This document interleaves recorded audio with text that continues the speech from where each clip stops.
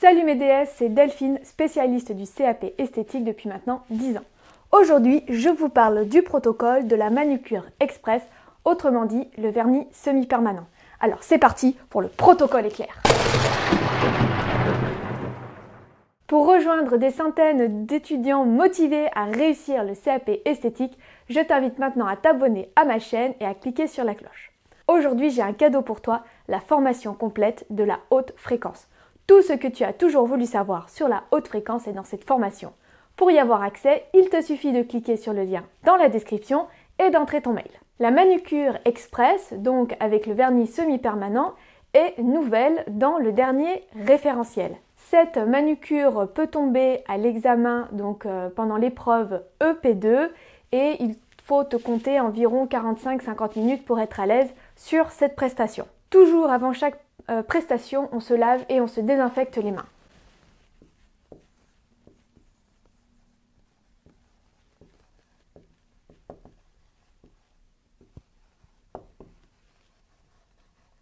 La première étape va être de démaquiller les ongles. En effet, ton modèle doit arriver avec un vernis qui est plutôt foncé. On recommande en général un laqué foncé. Je vous conseille aussi de l'appliquer vous-même pour que, au cas où la modèle, qui a peut-être moins l'habitude de se mettre de vernis, ne touche les cuticules. Pour vous, ça sera beaucoup plus simple pour démaquiller les ongles. Donc, petit 2, au niveau des étapes, vous allez démaquiller les ongles.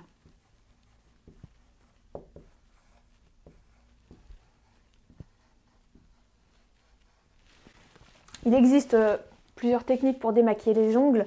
En général, on utilise des petits triangles trempés dans le dissolvant que l'on va poser sur chaque ongle. On attend un peu que le vernis soit dissous et puis on prend un autre coton qui est propre et on vient retirer chaque coton.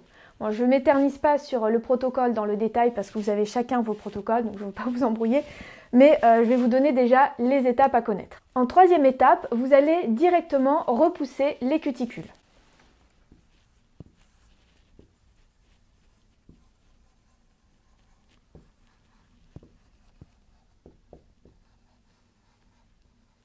Une fois que vous avez terminé de repousser les cuticules avec le repousse-chair en métal, vous allez pouvoir passer au polissage de l'ongle.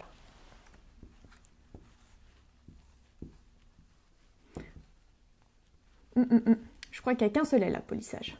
Polissage. Un seul L. Donc pour faire le polissage, vous pouvez utiliser le bloc ponce blanc, là, qui a en fait pas le bloc ponce 4 faces, vous pouvez prendre le petit bloc ponce blanc et simplement venir polir les ongles avec. Une fois que vous avez terminé le polissage, vous allez venir dégraisser les ongles. Donc vous pouvez utiliser du dissolvant pour le faire. En numéro 5, je viens avec du dissolvant dégraisser.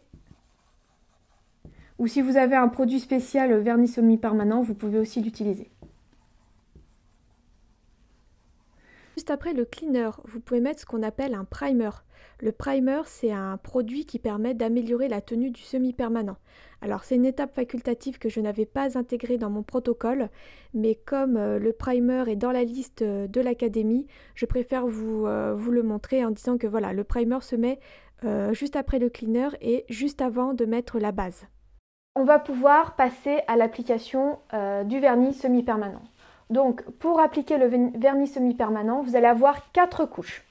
La première couche, c'est la base, 2 couches de couleur et enfin le top coat. Première main, je mets la base, je catalyse, je prépare la deuxième main avec la base.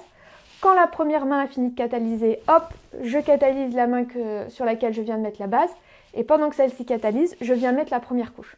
Donc, vous voyez, c'est un jeu d'alternance. Donc, en 6, donc c'est la pose de vernis.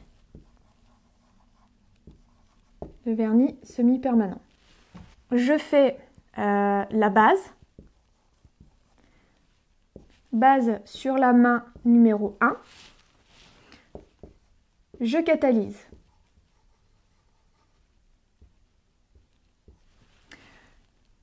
Ensuite, je fais la base sur la main 2 pendant que ça catalyse. Une fois que la catalyse est terminée, eh bien, je vais à ce moment-là catalyser la main numéro 2 Et pendant ce temps, je vais mettre la